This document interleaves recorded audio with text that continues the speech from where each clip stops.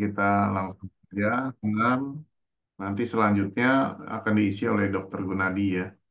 Kita akan melakukan senam seperti biasanya, senam jinjit. Kemudian dilanjut mengayun tangan, baru kita masuk ke senam tunggikung ya.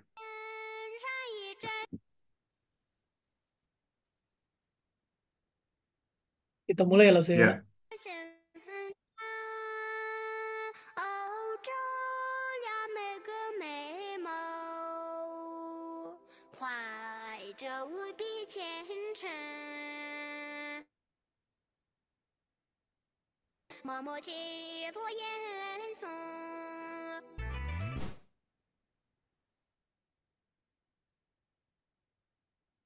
ya Bapak Ibu sekalian, nah, langsung suaranya kayaknya agak putus-putus. 后为是一个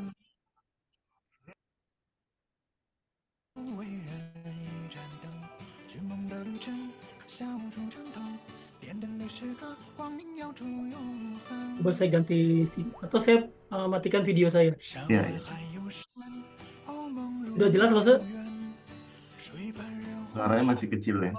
灯如莲 Oh 花， baik, saya perbesar coba. 梦中的深沉，回应不大拉弓。 Oke, 灯下的人间，温暖里 terlalu besar sih, kecil dikit. 中神。哦，点一盏心灯， Putus-putus nih, 每 Pak. 个美梦，怀着无比虔诚，默默祈福吟诵。哦，盏心灯，哦，沐浴百年，把爱化成彩虹。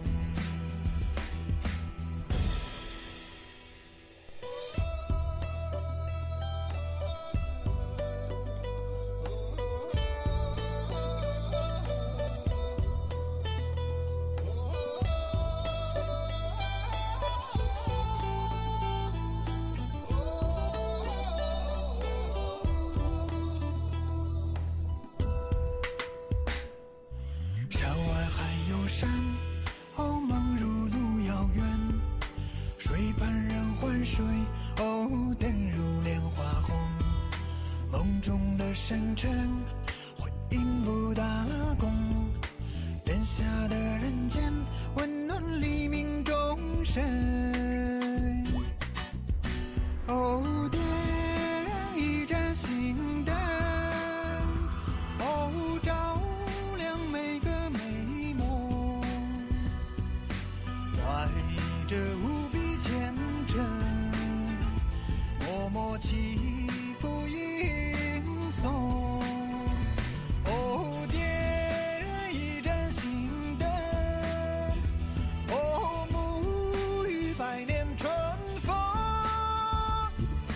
凝聚世上真情，把爱化成彩虹。哦，点一盏心灯，哦，照亮每个美梦，怀着无比虔诚，默默祈福吟诵。哦，点一盏心灯，哦，沐浴百年春风，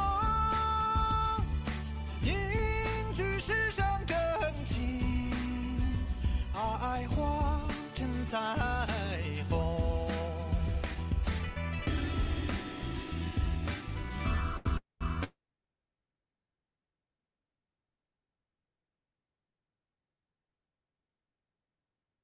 Suaranya hilang sih.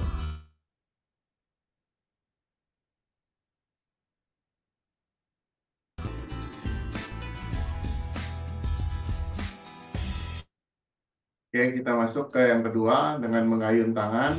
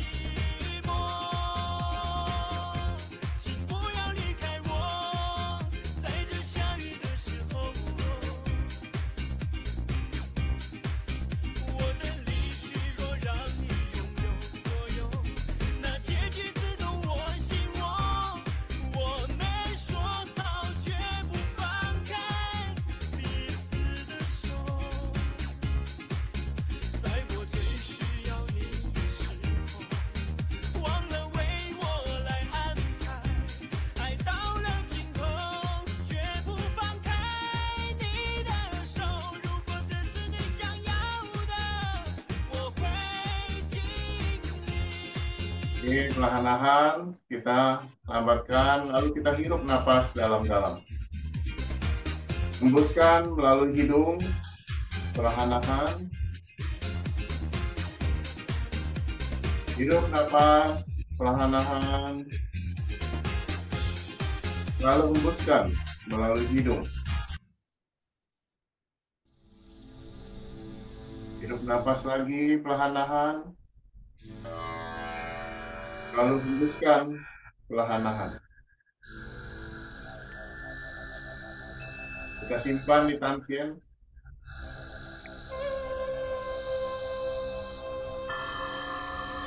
Tangan kiri ditutup dengan telapak tangan kanan. Kita simpan energi. Sekarang kita rapatkan kedua kaki kita. Kita memasuki dengan latihan senam Tumikung.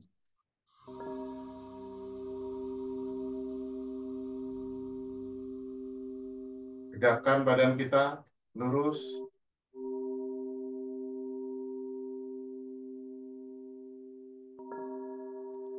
Pejamkan mata. Ujung lidah kita lekatkan di langit-langit.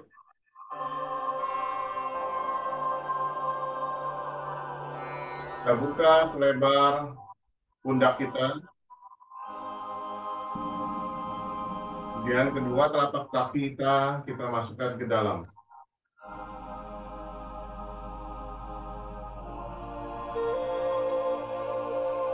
Telapak tangan kiri.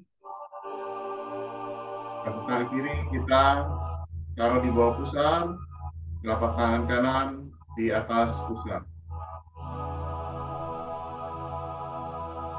Bagi yang ada darah tinggi, telapak tangan kanan diarahkan ke bawah, khusus yang darah tinggi. Bagi yang normal atau tekanan darah rendah, tetap pada posisi semula.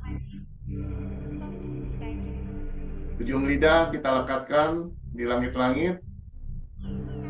Lutut kita turunkan sedikit, seperti memasang kuda-kuda.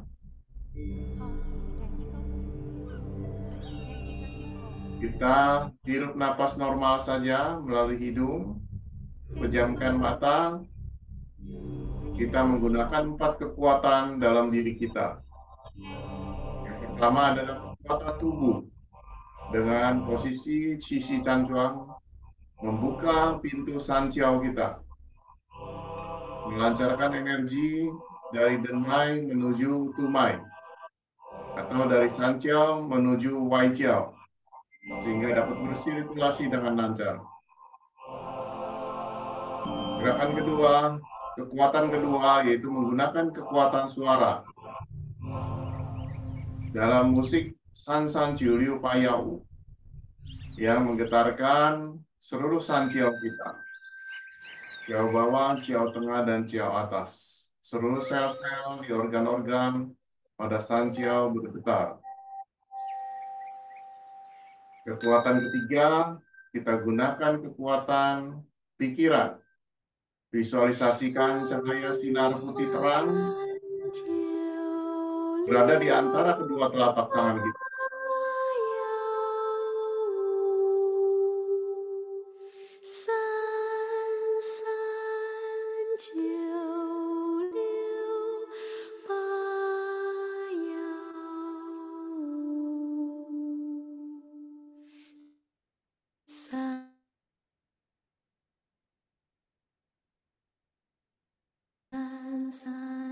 Kekuatan keempat,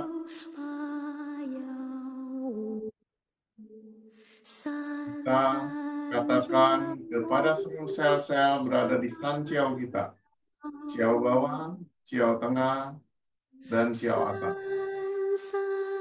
Semua sel-sel bekerja sehat dan normal. Di ciao bawah dan organ-organ di ciao bawah, semua sel-sel pada organnya bekerja sehat dan normal, serta seimbang.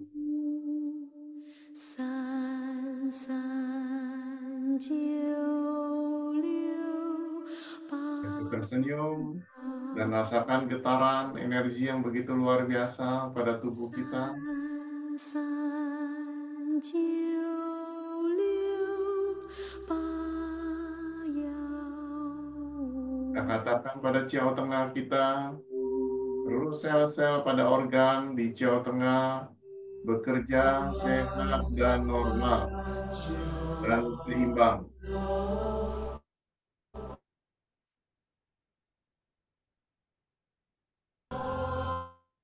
Kita katakan pada Ciao atas, seluruh sel-sel Ciao atas bekerja sehat dan normal. Kita tersenyumlah kepada San Ciao kita.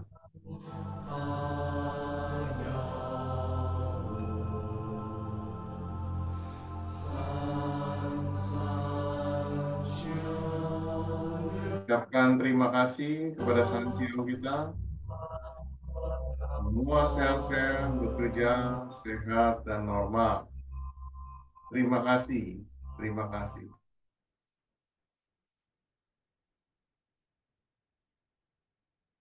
Energi bersirkulasi dengan lancar dari San Ciao menuju Wai Ciao. Dari Wai Ciao kembali lagi ke San Ciao. Terus bersirkulasi dengan baik dan lancar.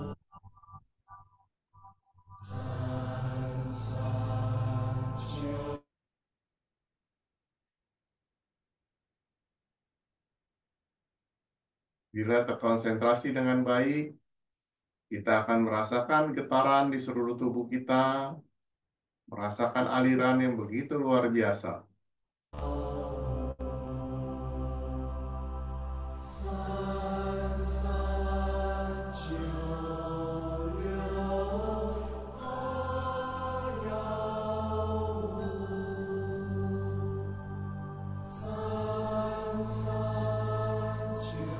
Jangan lupa ujung lidah melekat di langit-langit yang menyambungkan meridian Ren dan meridian Tu. Dan Mai dan Tumai disatukan melalui ujung lidah kita melekat di langit-langit.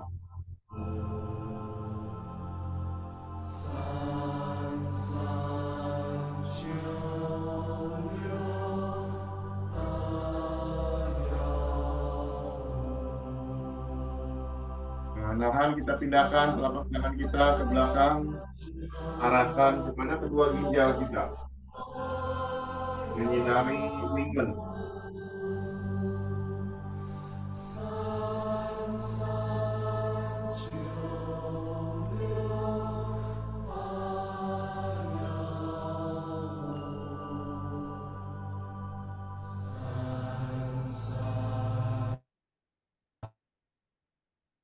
Kita akan merasakan getaran energi yang begitu luar biasa.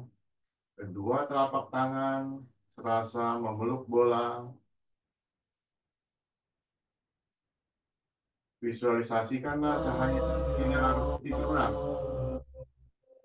menyinari Wingmen kita dan memperkuat kedua ginjal kita.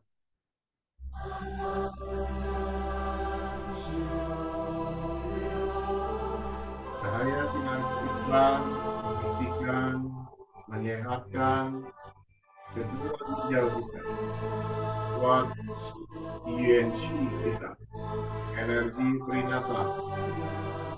Pertahankan energi perinatal sehingga kedua ginjal kita tetap sehat dan kuat.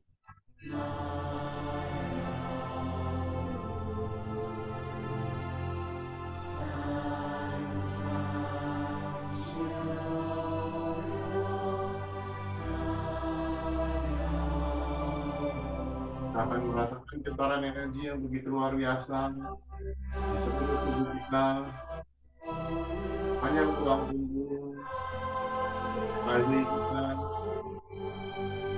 rasa alirannya begitu deras.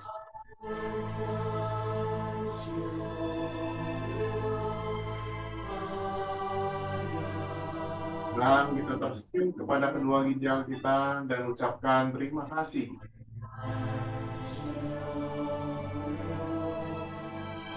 Terima kasih ginjal. Kamu telah membantu saya setiap hari bekerja dengan sehat dan normal. Terima kasih. Terima kasih. Kamu sehat dan kuat.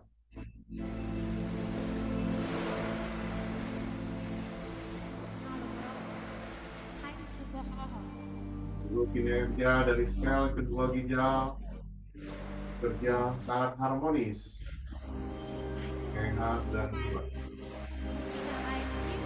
Senyumlah terus dan rasakan kasih sayang kepada kedua ginjal kita sambil mengucapkan kata terima kasih.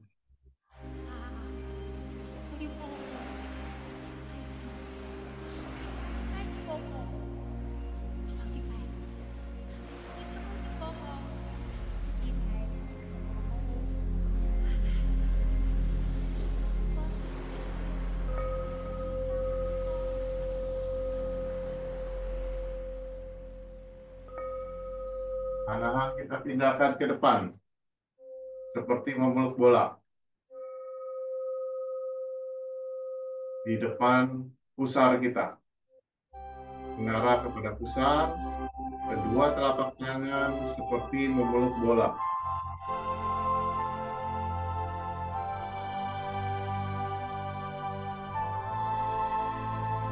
Kita perkuat tangkian kita.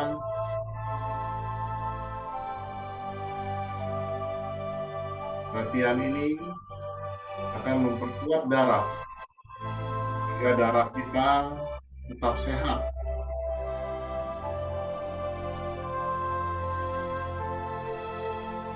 Bagi yang ada kelainan darah seperti thalassemia ataupun anemia, sebaiknya rajin melakukan latihan ini.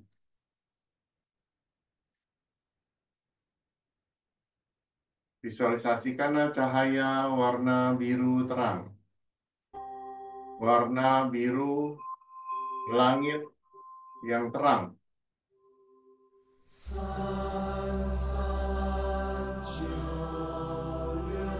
Dan ucapkan terima kasih kepada tangkian kita.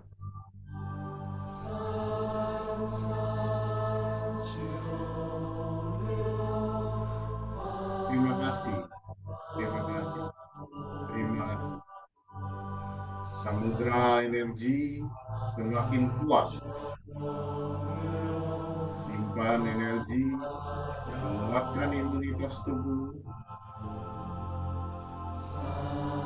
sehingga cenci kita, energi cenci, energi murni kita bersatu. Ini kekuatan untuk membangkitkan pertahanan tubuh, baik pertahanan tubuh di luar maupun di organ serta darah kita.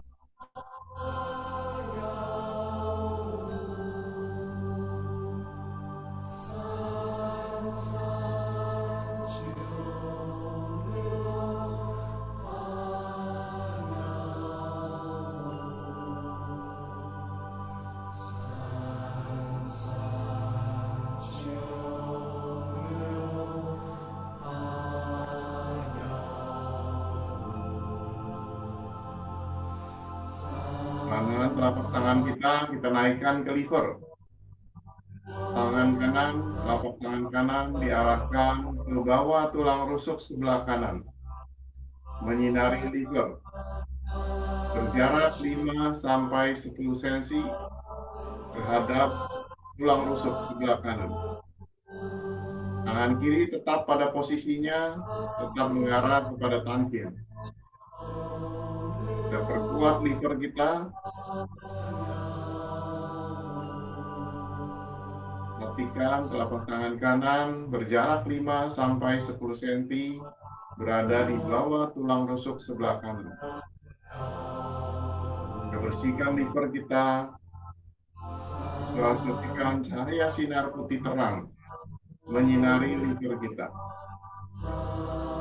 Membersihkan liver kita, memperkuat energi dan darah lancar di liver.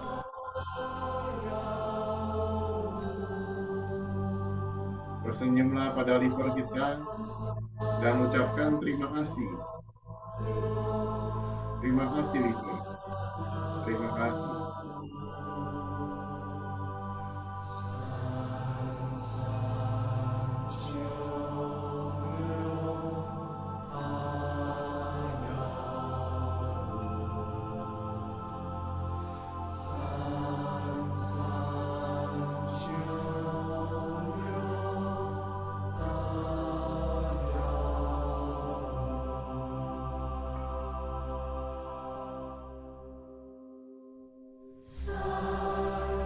Dan kita pindahkan berlawanan arah.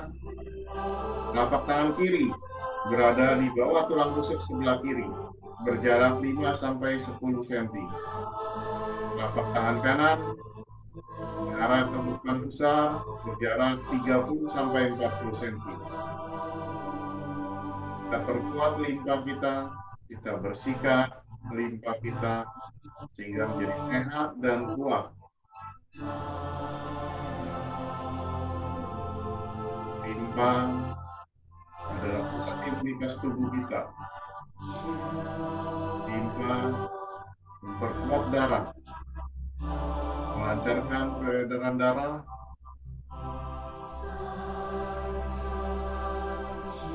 mengubah materi menjadi energi yang dibutuhkan di paru-paru kita, dan materi yang bersih di jantung kita untuk memproduksi darah.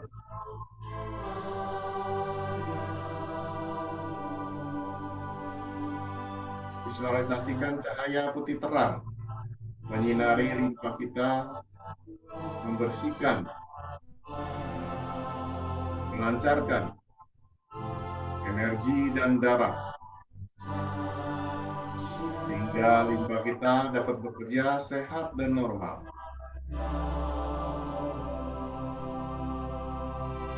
Ucapkan terima kasih kepada limpa kita. Terus sel-sel akan bekerja sehat dan normal.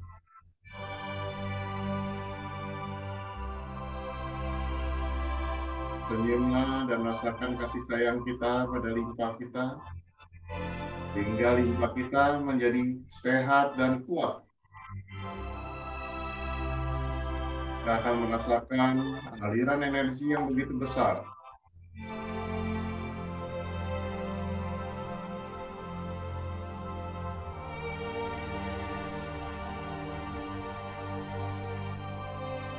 Senyumlah pada limpa kita.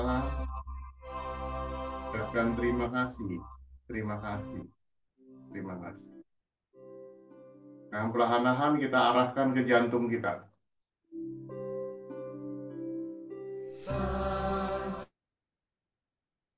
Tangan kiri lebih dekat ke jantung, telapak tangan kanan lebih jauh ke jantung. Perhatikan ujung jari tangan sebelah kiri. Jangan melampaui garis puting susu Anda. Berada di luar sebelah kiri dan telapak tangan kanan mengarah ke jantung, sehingga peredaran darah di jantung menjadi sehat dan normal.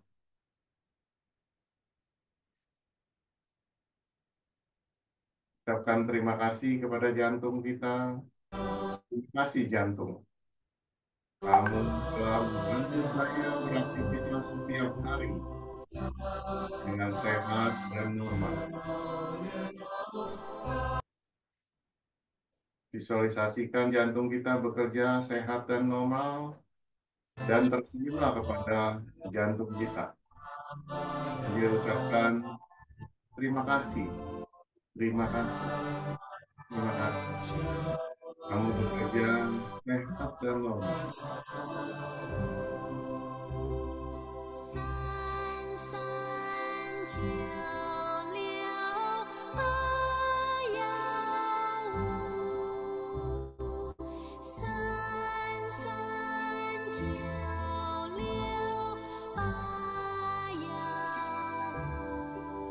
Perlahan-lahan kita bentangkan seperti mendorong tembok.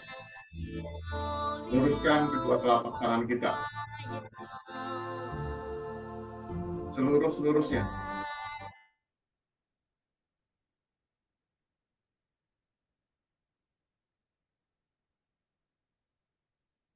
Buka energi kita dengan meluruskan kedua telapak tangan kita.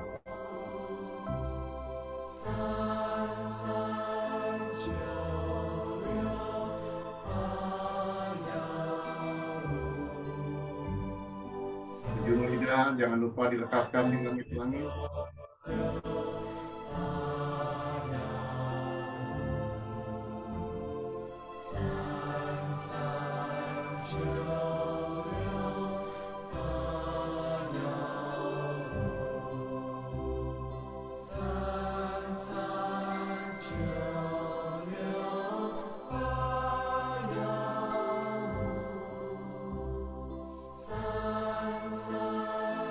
Perlahan-lahan kita turunkan, lalu kita kibas-kibaskan, bersihkan paru-paru kita. Bayangkan kedua telapak tangan kita memancarkan cahaya sinar putih terang, membersihkan paru-paru kita.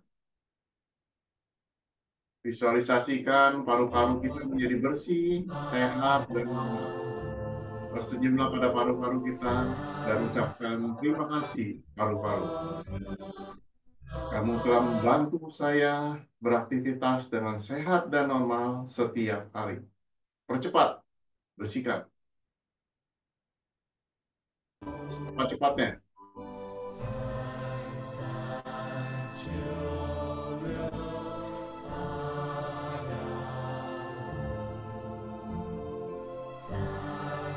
Tarik perlahan-lahan, energinya ke atas, lalu kita turunkan, tekan perlahan-lahan, arahkan energi ini menuju Tantien. Perlahan-lahan tekan terus, turun, tahan sebentar di depan ulu hati kita. Baru kita tekan kembali, simpan masuk ke dalam Tantien. Telapak tangan kiri ditutup dengan telapak tangan kanan.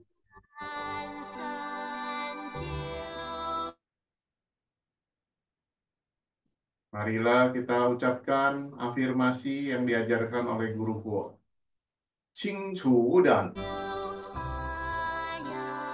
Tu Tung He Dao, Neng Liang Fang Jia, Gong Juan Chang Tong, Qing Chu Dan, Tu Tung He Dao, Neng Liang Fang Jia, Gong Juan Chang Tong,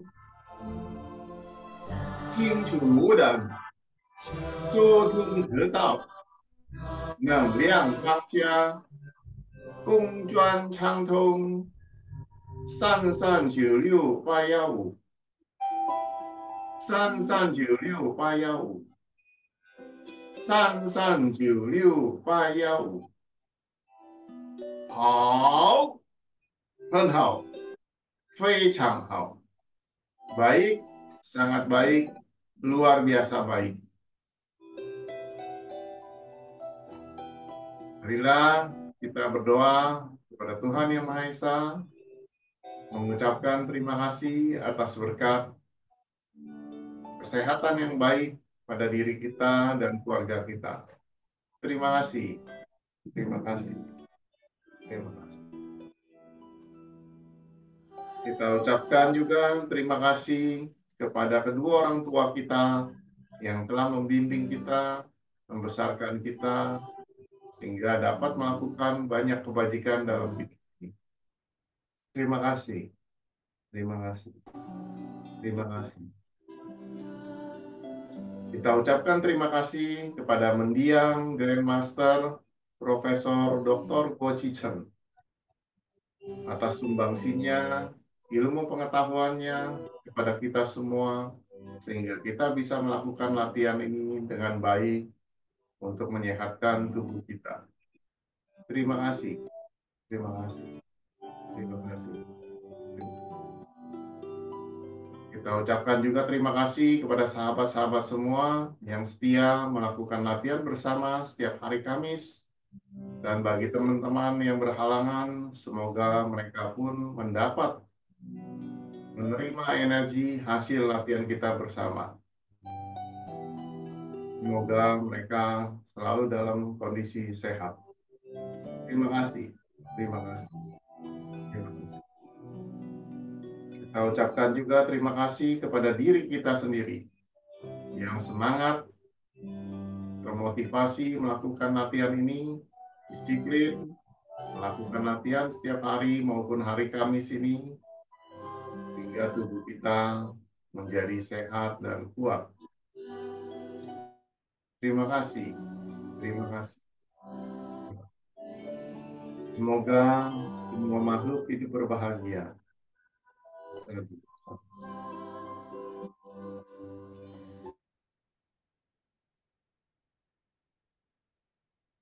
Ya, lumayan ya hasil latihan hari ini, cukup berkeringat.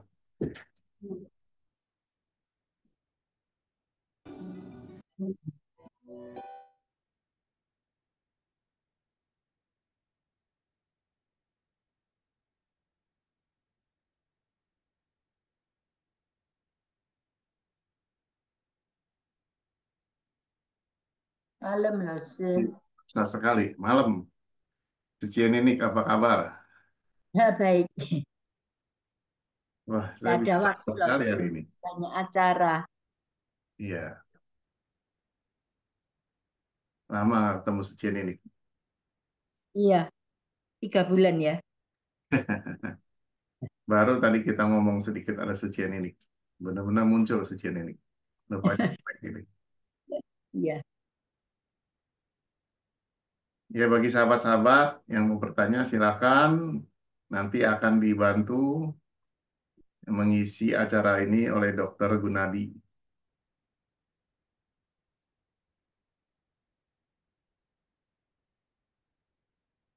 Dr. Gunadi, sudah siap, Dok? Siap, Lause. Ya. Ya, Malam, silakan. dokter. Ya, selamat malam. Selamat malam kepada teman-teman semua, eh, terutama untuk teman-teman yang menjalankan ibadah puasa, untuk teman-teman yang Muslim, walaupun berpuasa, sudah berbuka, mungkin sudah tarawih, tapi masih semangat untuk ikut senam. Ya, hari ini saya mau apa? Memberikan sedikit tips ya untuk bagaimana kita bisa berpuasa dengan baik. Sebetulnya kemarin sudah, tetapi saya ulang sedikit penekanan dan ada tambahan-tambahan ya. Jadi saya izin share dulu sebentar ya. Nanti untuk teman-teman yang berpuasa tapi ada keluhan boleh boleh kita ngobrol-ngobrol ya. Nah,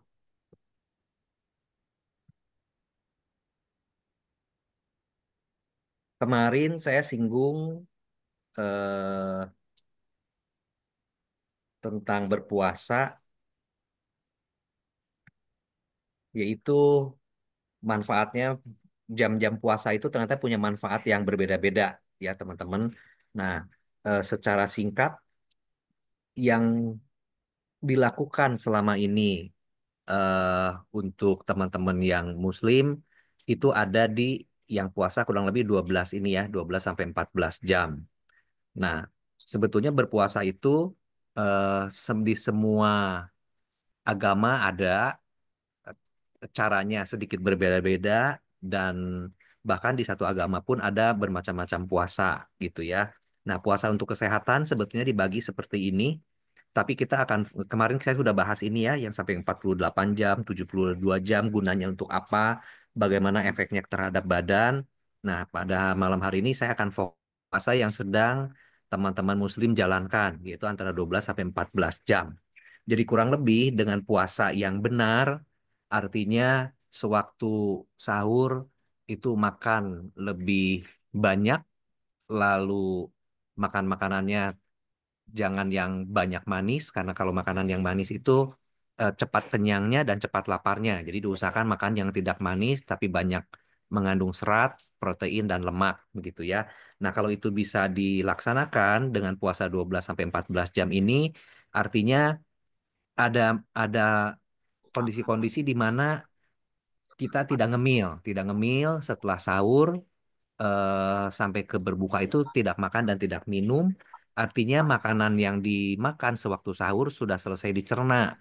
Ya, jadi setelah selesai dicerna kurang lebih 6 sampai 8 jam itu jam-jam berikutnya waktu perut kosong itu pencernaan kita akan beristirahat ya jadi relatif dia beristirahat tidak bekerja sepanjang waktu ya kalau tidak puasa kan nanti ada ngemil lah minum kopi dan lain-lain nah sistem pencernaan beristirahat dan di saat seperti itu ada efek badan menyembuhkan dirinya sendiri ya sekali lagi dengan catatan bahwa cara berpuasanya sudah benar makanan yang dipilihnya sudah benar seperti apa nanti kita jabarkan di belakang. Nah, bagaimana caranya badan menyembuhkan diri sendiri? Yaitu dengan meningkatkan hormon pertumbuhan. Ya, jadi hormon pertumbuhan ini banyak-banyak dihasilkan oleh badan kita sewaktu kita masih kecil, dari bayi sampai kita eh, besar, itu hormon pertumbuhan relatif tinggi dan seiring umur pelan-pelan berkurang. Tapi selama kita hidup sampai kita tua, hormon pertumbuhan ini tetap ada, ya, terutama waktu kita tidur. Gunanya untuk regenerasi sel. Dan ada satu efek lain juga, yaitu gula darah kita akan kembali normal. Itu ya. Sebentar saya ganti dengan slide yang baru ya.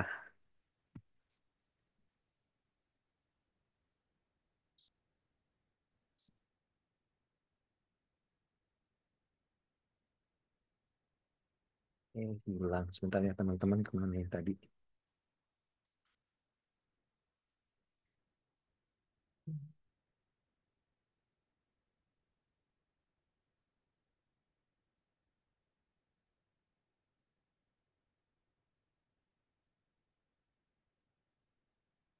Oke.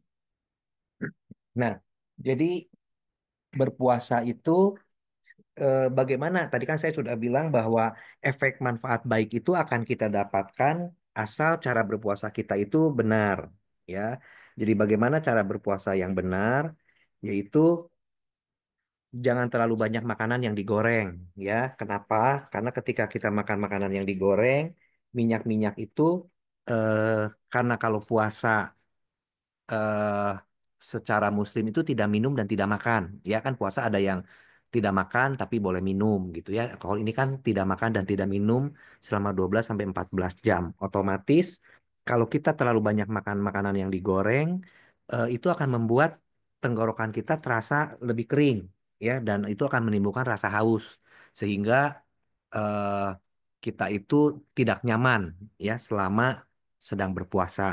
Lalu juga hindari makan makanan yang pedas, ya ini waktu terutama waktu sahur, karena makanan yang pedas itu bisa mengganggu lambung, karena kan kita setelah sahur kita tidak makan, ya tidak mengisi makanan lagi sampai berbuka.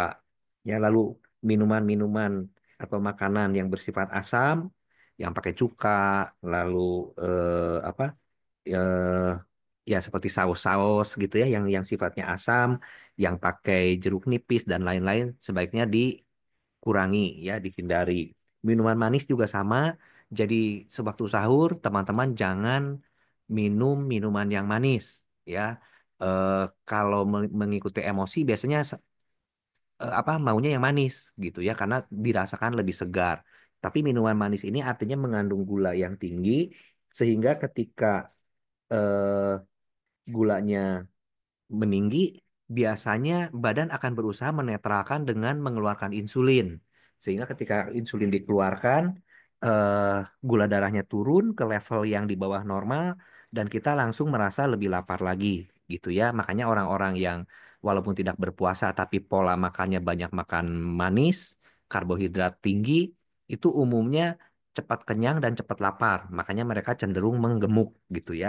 Lalu minuman berkafein juga dihindari karena dia menimbulkan rasa haus. Ya, kita tahu bahwa kafein ini menimbulkan diuresis kita meningkat, artinya kita lebih banyak kencing.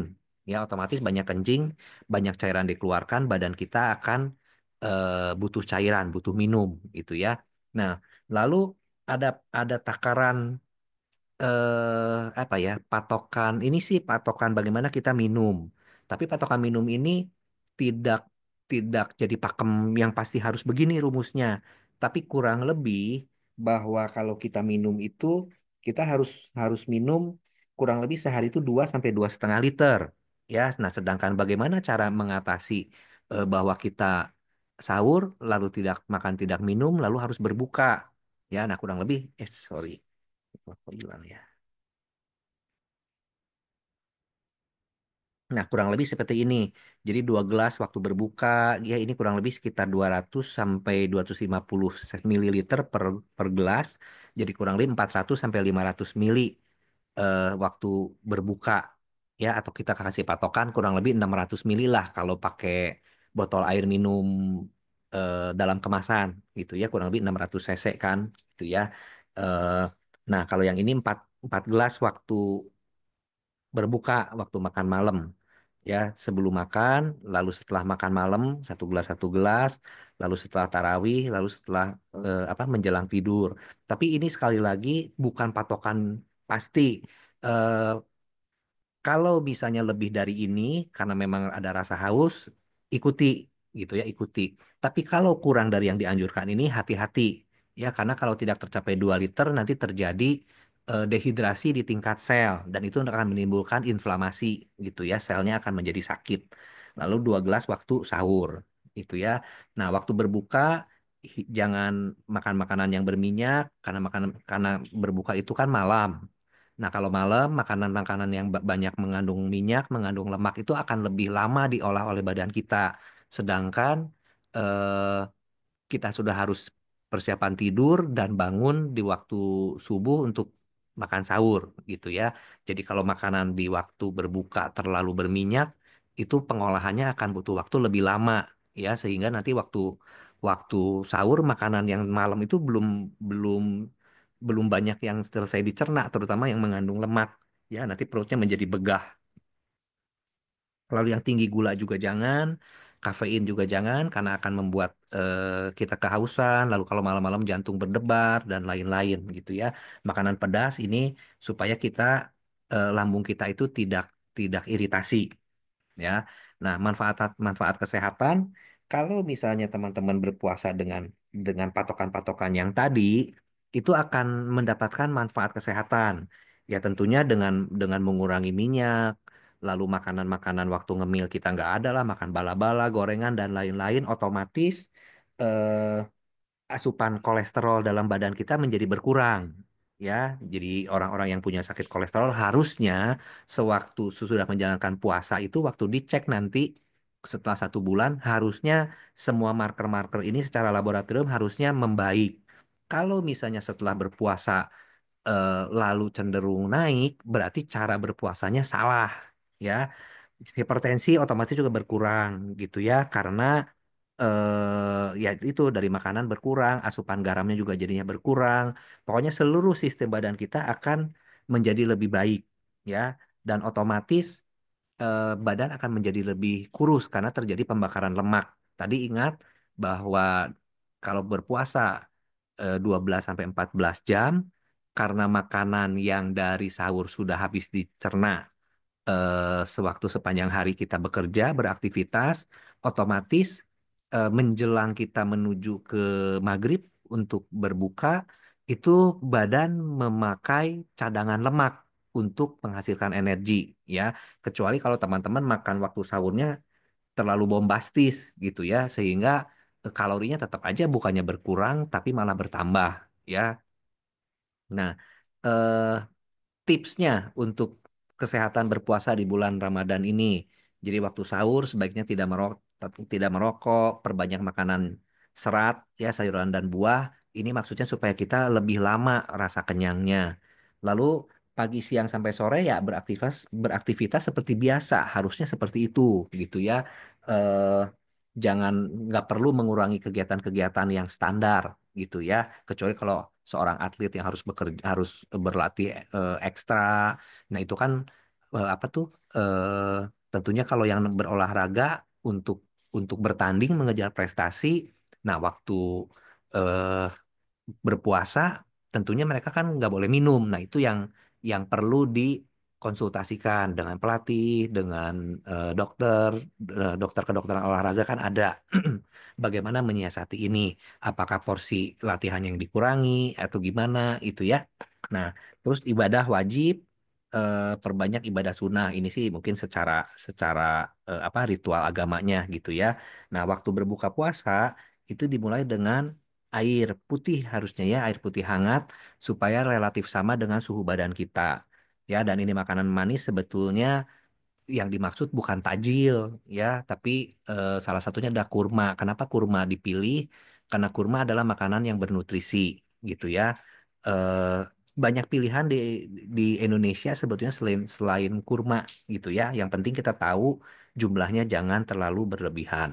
Lalu merokok juga dihindari. Lalu puasa itu bukan menambah porsi makan ya. Jadi jangan berpikir bahwa oh saya kan akan puasa berarti nanti sahurnya harus makan sebanyak-banyaknya. Enggak, atau malam gitu ya. Karena habis berpuasa kita harus makan malam sebanyak-banyaknya. Enggak, ya tapi yang penting porsinya seimbang. Seimbang tuh dengan apa? Seimbang dengan aktivitas kita. Kalau teman-teman kerjanya lebih banyak duduk, indoor, ya tentunya makannya nggak perlu banyak-banyak gitu ya. Tapi kalau teman-teman yang bekerjanya itu outdoor, lalu membutuhkan tenaga, harus menjalankan mesin atau harus apa mengangkat sesuatu yang berat lah gitu ya. Kerjaannya seperti itu ya tentunya disesuaikan gitu makanannya. Ya, kurangi makanan manis, asin dan berlemak. Lalu istirahat harus cukup ya untuk supaya waktu sahur bangun itu bisa segar ya. Nah, terus bagaimana panduan untuk orang yang hamil ya? Eh Sebetulnya panduannya sedikit berbeda dari berbagai sumber rujukan yang saya cek. Ada yang menyatakan bahwa yang di trimester pertama kehamilan, artinya di bulan-bulan ke 1 sampai ke 4 bulan, itu ada yang menyatakan sebaiknya jangan berpuasa, ada yang menyatakan nggak apa-apa gitu ya. Tapi intinya yang harus diperhatikan itu adalah apakah kehamilan itu ada masalah atau enggak. Jadi kalau misalnya si bayi dicek ternyata kok berat badan bayi di dalam kandungan itu eh, terlalu kecil dengan usia kehamilan. Nah, sebaiknya puasa itu pikirkan untuk dilanjutkan atau jangan gitu ya. Atau kalau misalnya waktu di awal-awal bulan pertama kan biasanya suka banyak gejala ya kalau ibu-ibu hamil muda ada yang mual-mual, muntah-muntah gitu ya. Nah, kalau yang seperti itu sebaiknya ya boleh jangan berpuasa dahulu gitu ya. Tapi ketika sudah ke trimester kedua, artinya sudah menginjak bulan ke-4, ke-5, ke-6, ke-7 itu boleh ya berpuasa. Yang menyusui bagaimana? Yang menyusui juga sama ya. Kalau ini nih teman-teman yang kanan yang apa gambar ketiga yang paling bawah ya. Jadi kalau untuk ibu menyusui itu menyusui sambil berpuasa tidak berbahaya untuk bayinya ya dan si ibu selama asupan cairan terjaga. Nah, artinya asupan cairan terjaga itu apa? Yang tadi di depan. Jumlah waktu minumnya harus cukup ya 2 sampai 2,5 liter untuk berat badan kurang lebih 50 kilo gitu ya. Makin berat badannya butuh airnya lebih banyak. Lalu siapkan makanan-makanan yang bisa dikonsumsi tidak terlalu berat untuk pencernaan ya. Jadi jangan yang terlalu banyak lemak, jangan yang pedas dan yang lain-lain tadi itu ya. Terus jangan sampai demam ya, jangan sampai demam, jaga suhu badan dan harus sering-sering beristirahat gitu ya untuk ibu menyusui nih ya. Terus untuk sahur asupan nutrisi harus seimbang ya, harus seimbang. Terus untuk kecukupan ASI-nya supaya keluarnya tetap baik, lalu si bayi pun bisa mendapatkan vitamin, boleh dengan menambahkan vitamin D sebagai suplemen gitu ya. Nah, terus bagaimana yang tadi cara makan yang baik? Yang baik ini saya besarkan ya. Saya coba besarkan bisa nggak? Oh, ternyata nggak bisa ya. Nah, jadi kalau untuk eh, sahur itu makanannya yang tadi, jadi makan sahur itu jangan yang terlalu banyak manis, jangan terlalu banyak nasi, mie, roti, bukan yang begitu. Itu karbohidrat. Jadi yang karbohidrat begitu tuh gula, cepat kenyangnya, tapi cepat laparnya. Kenapa? Karena gula paling cepat diolah sama badan. Jadi harus yang cukup protein dan lemak. Ya, karena ini akan memperpanjang masa kenyang kita. Kenapa jadi lebih kenyang? Karena diolahnya lebih lama di badan. Jadi nggak langsung habis gitu ya di badan. Lalu untuk vitamin-vitaminnya, kalau yang makannya agak susah atau apa boleh tambahkan dengan multivitamin. Tapi sebisa mungkin pakai yang natural, buah-buahan, sayuran gitu ya. Lalu harus minumnya usahakan jangan yang manis, tapi minum air putih, susu masih boleh gitu ya. Terus konsumsi sayuran ya. Nah, hindari konsumsi makanan manis gitu. Itu waktu sahur. Nah, lalu bagaimana kalau berbuka minum air yang hangat ya? Ini ada tulisnya yang manis. Saya tidak setuju nih yang manis ya. Lalu konsumsi karbohidrat simpleks seperti kurma ya. Nah, ini untuk waktu berbuka. Makan secukupnya. Jadi bukan makan kejar setoran ya. Jadi makan waktu puasa, makan sahur dengan waktu berbuka itu harus lebih bergizi, lebih banyak sewaktu sahur. Kalau waktu buka itu secukupnya gitu ya. Dan waktu awal jangan makan banyak-banyak. Air putih cukup, kurma boleh. eh Ya kalau di Indonesia mungkin tajil tapi dengan takaran wajar ya. Nah, nanti setelah taraweh boleh makan lagi dengan porsi sedikit. Ya, ngemil-ngemil boleh yang apa? Yang tidak banyak minyak, lalu hindari makanan pedas dan asam gitu ya. Nah, sekarang tentang kurma nih, karena saya melihat dari pengalaman saya praktek, banyak orang yang salah ya, setelah berpuasa malah gula darahnya pada naik. Setelah berpuasa di hari ke-10, hari 2 minggu setelah berpuasa, banyak yang datang dengan keluhan-keluhan pencernaan. Nah, karena Indonesia itu kurmanya nggak tumbuh di Indonesia, mau nggak mau kan diimpor. Jadi kebanyakan yang kita dapat tuh kurmanya kurma kering, ya dibandingkan kurma basah atau kurma segar. Tapi ternyata secara nutrisi berbeda, teman-teman. Ya, jadi kalau kurma kering ini kalorinya lebih tinggi ya dibandingkan yang segar. Jadi per 1 ons per 100 gram kurma kering itu kalorinya 284 kalori. Sedangkan per 100 gram kurma yang segar itu kalorinya cuma 142, setengahnya gitu ya. Jadi otomatis kurma kan kecil. Apalagi di orang Indonesia kalau sudah makan kurma rasanya belum makan. Karena makanan pokok kita itu nasi. Padahal secara nilai kalori itu amat sangat tinggi gitu ya. Makan 3 kurma tuh kalorinya cukup. Cuman kita tidak terbiasa makan 3 lalu merasa sudah makan gitu ya. Sehingga inilah yang salah gitu ya. Eh Bedanya apa dengan yang segar? Yang segar itu ya otomatis yang segar kan nggak banyak diolah ya, jadi sumber vitamin C-nya masih masih baik, nggak hilang gitu ya. Kalau pada kurma kering itu hilang ya, nggak ada vitamin C-nya gitu. Kalau yang segar masih ada gitu. Nah, terus untuk kandungan protein dan lemak sebetulnya baik kering dan segar nggak terlalu berbeda jauh. Dari yang berbeda jauh itu adalah nilai kalorinya. Kalau sudah ngomong kalori berarti berkaitan dengan energi. Jadi kebanyakan lah ya. Kalau makan kurma yang kering, yang memang rata-rata beredar di kita, itu teman-teman harus hati-hati ketika sudah makannya kurma, lalu berbukanya all you can eat gitu ya, yang semuanya apa? Sekarang kan lagi musim ya, setiap kali bulan Ramadan, restoran, hotel, semua menyelenggarakan menu-menu berbuka dengan pola all you can eat. Jadi sekali bayar boleh makan sekenyangnya, sepuasnya. Nah, itu sebetulnya kaidah yang salah. Ya, sekali-sekali mungkin boleh sebagai bagian kita bersosialisasi, berteman. Cuma susahnya yang begini kan saya aja yang tidak, yang bukan muslim gitu ya. Kita kadang-kadang ya berteman, bersosialisasi, eh, apa berelasi dengan teman-teman yang muslim yang ngikut-ngikut juga pola-pola ini. Ya, nanti ada bukber, buka bersama dan lain-lain. Ya, bukbernya hari ini dengan teman SMA, 3 hari lagi sama teman SD. Nanti minggu depan sama teman kantor. Nanti apa di tengah-tengah minggunya dengan teman main tenis gitu ya. Nanti yang mana lagi dengan komunitas mana ya akhirnya berbukanya setengahnya itu all you can eat. Nah, itu yang hati-hati ya. Nanti setelah setelah puasa bukannya tambah sehat malah jadi sakit ya. Nah, ini yang mungkin teman-teman perlu lihat karena saya bukan muslim, nanti tolong dikoreksi, tapi saya ngambil ini dari sumber-sumber yang artinya terpercaya ya, detik.com, sindonews.com. Nah, ini nih ya, kurma itu kita sudah sepakat ada kering dan basah.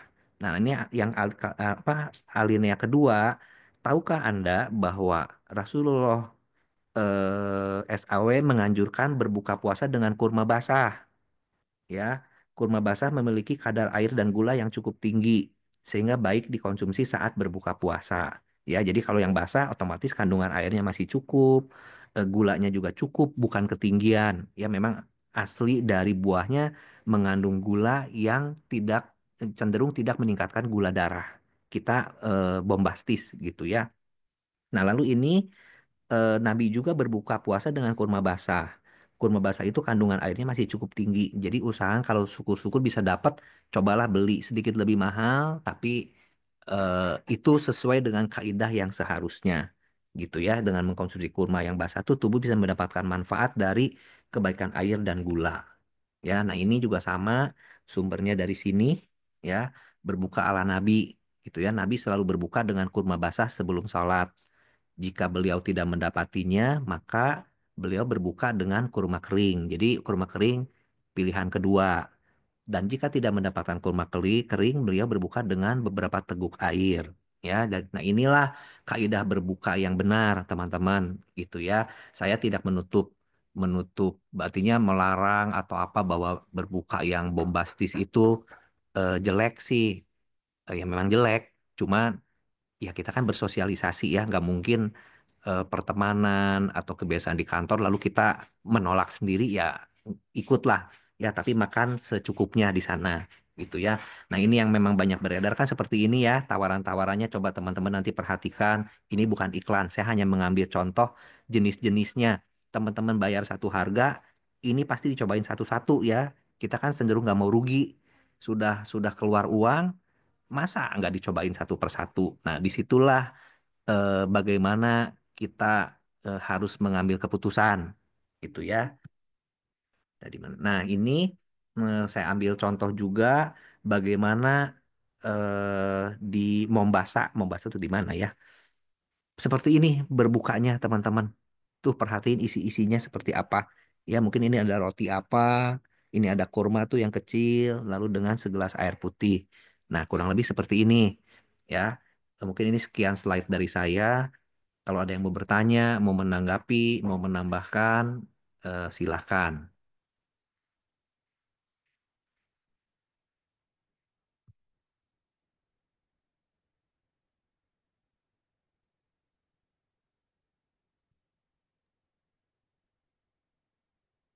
Ya, Bapak Ibu sekalian, bila mana ada pertanyaan, dipersilakan. Apa ada yang sama berpuasa ini ada masalah nggak? Sakit perut, sakit mah,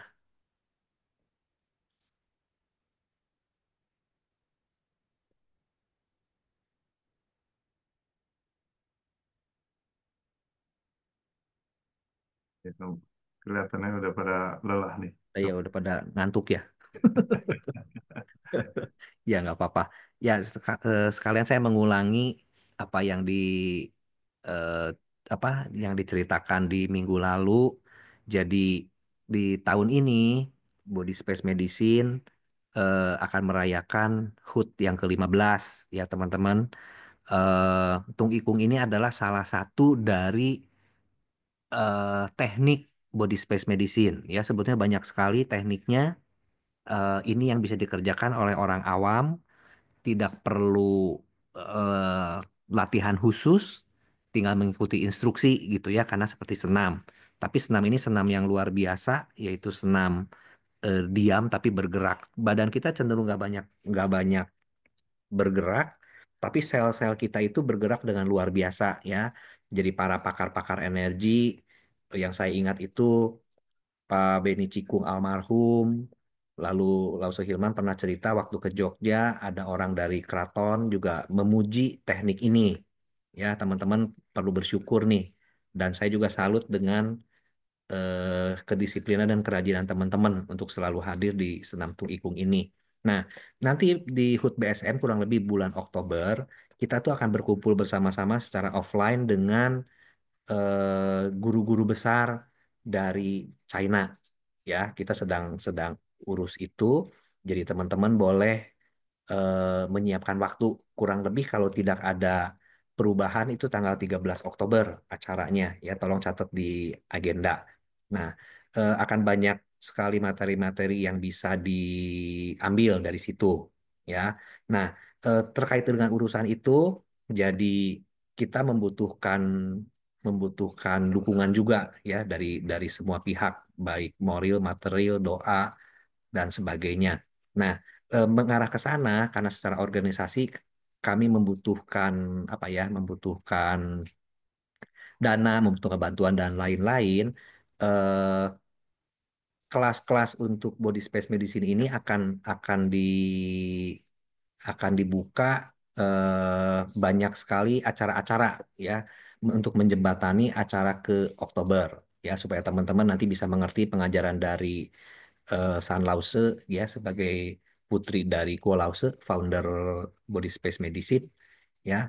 Jadi nanti akan ketemu Lause Hilman akan membuka kelas lidah ya dan mungkin nanti untuk teman-teman yang belum pernah tahu apa itu diagnosa lidah itu boleh mungkin di sini Lause sekali-kali kita konsultasi satu orang mungkin gitu ya untuk memberikan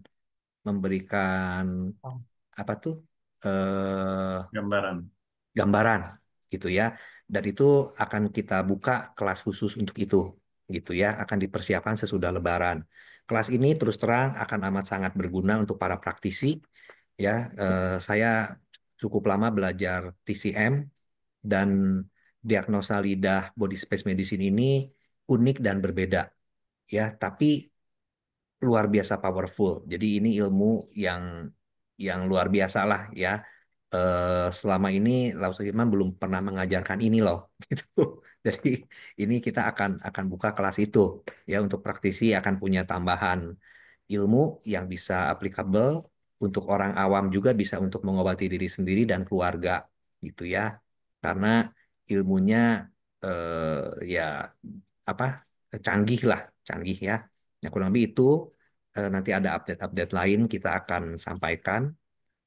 Oh terus akan ada kelas-kelas khusus mungkin 1 atau 2 bulan sekali. Salah satu pembicaranya adalah saya eh, dan berbayar. Itu berbayar ya. Jadi intinya seperti teman-teman bagaimana sih cara membaca level vitamin D, lalu bagaimana kita harus memilih dosis-dosis vitamin itu bagaimana, atau kalau yang teman-teman praktisi kan bukan dokter nih kebanyakan, bagaimana bisa eh, mengerti sewaktu bekerja sama integrasi dengan dokter kedokteran barat gitu ya ketika seorang dokter melihat apa tuh hasil-hasil lab. Nah, untuk teman-teman yang tidak belajar kedokteran barat, bagaimana menerjemahkan itu gitu ya? Saya akan menyederhanakan supaya bukan menjadikan teman-teman jadi dokter, kan nggak mungkin ya nanti nanti salah. Tapi setidak-tidaknya bisa lebih mengerti dan eh, apa yang teman-teman kerjakan di praktek, ya mungkin akupuntur, pijat, dan lain-lain, itu bisa lebih mudah untuk mengintegrasikan ilmu teman-teman dengan si dokter gitu ya. Kita tidak menyaingi, tapi kita mengintegrasikan gitu ya. Mengintegrasi itu artinya bekerja bersama-sama. Ya, kita sama-sama tahu bahwa sejak zaman pandemi COVID ini, tidak ada satu ilmu pun di dunia ini yang benar-benar powerful ya. Kedokteran barat ada keterbatasannya, lalu tradisional Chinese medicine juga ada keterbatasannya, tapi apa yang eh, kelemahan di kedokteran barat, ternyata di kedokteran timur itu bisa apa di handle dan sebaliknya. Apa yang tidak bisa dihandle di kedokteran timur itu bisa dihandle di kedokteran barat. Nah, integrasi ini sudah banyak dilakukan di banyak negara. Indonesia sih baru baru rumusan-rumusannya, tapi realitanya belum. Nah, kita akan memulai itu ya. BSM sebenarnya sudah ada sebagai bagian dari PIKTI ya, bagian dari PIKTI. BSM sering sering mengisi acara di sana, itu webinar setiap minggu juga yang mengintegrasikan kedokteran barat dengan eh, apa nilai-nilai dari tradisional ya. Tradisional itu bukan kuno loh. Ya, jadi jangan bilang tradisional itu kuno. Tradisional itu cuman umurnya lebih lama, tapi powerful. Malah menurut saya amat sangat powerful. Coba saya nanya sama Lause Ninik. Lause, kalau kalau kita punya pakem-pakem di TCM nggak pernah ganti kan teorinya? Yin Yang ya begitu dari dulu kan? Ya, Using juga sama. Belum Kalau di dibuka kedokteran seperti agak berubah teman-teman karena memakai panduan evidence-based medicine, kedokteran berbasiskan bukti. Jadi kalau sekarang ada obat A terbukti bagus, kalau nanti di belakang atau jelek, ganti teorinya. Tapi kalau kedokteran timur, terutama tradisional Chinese medicine yang juga saya pelajari, itu teori dasar tidak pernah berubah. Ya, nama-nama penyakitnya secara barat robah atau nambah. COVID 2000 sebelum 2019 kita nggak punya sakit COVID. Tapi di tradisional Chinese medicine, COVID itu bisa diterangkan. Lalu Hilman gitu ya. Lihat dari iya, lidah kita tahu sindromnya apa gitu ya. nah, iya. Nggak pernah berubah. Nah, itu yang nanti teman-teman akan ya artinya bisa ikut ke kelas-kelas itu. Ya. Karena Kuolause cita-citanya dengan ilmu-ilmu yang memang kita pelajari rumit, ya TCM itu rumit. Kuolause dengan kemampuan, ya mungkin saya bilang kemampuan spiritual, yaitu bisa menciptakan suatu ilmu, suatu protokol dari pemikirannya itu yang memudahkan kita semua. Ya, dari senam tung ikung seperti ini kita bisa jadi sehat. Lalu dengan Xiaofang, dengan herbal-herbal yang sederhana, dosisnya pun kecil, terlihat dari lidah, itu bisa menyembuhkan. Ya, kita beruntung ada Lause Hilman yang sudah menerima ilmu langsung dari Kuo Lause. Ya, nah manfaatkan. Ya, 13 Oktober ingat-ingat, saya berusaha menjembatani itu supaya teman-teman yang berminat sewaktu ikut ke acara itu bisa memahami semua ajaran dari San Lause. Ya, gitu. Mungkin gitu ya, Lause Hilman. Oke, Ada yang terima mau bertanya? kasih. Nggak ada ya? Udah jam 10 lebih. Sembilan. Oke, Kayak kalau gitu ya. nggak ada yang bertanya, Secien ini ada yang mau bertanya? Dibuka mic-nya Secien ini. Mic-nya dia sudah ditutup. Nggak ada loh, Ah ya, cuma apa oke. namanya, memang Hmm, TCM itu belajarnya sulit. Jadi kalau memang mau belajar yang benar itu harus dibuka terus. Jadi setiap pembukaan bacaan yang akan datang itu akan menemukan yang lain-lainnya yang dulunya nggak pernah tahu. iya Jadi betul. mungkin kalau yang bagi pemula itu harus sering-sering dibaca. Jadi kalau ada kasus buka buku dibaca seperti itu. Iya. Iya, Ya, betul. seperti itu aja. Oke. Makasih, Lause Ninik. Terima kasih, dokter. Iya.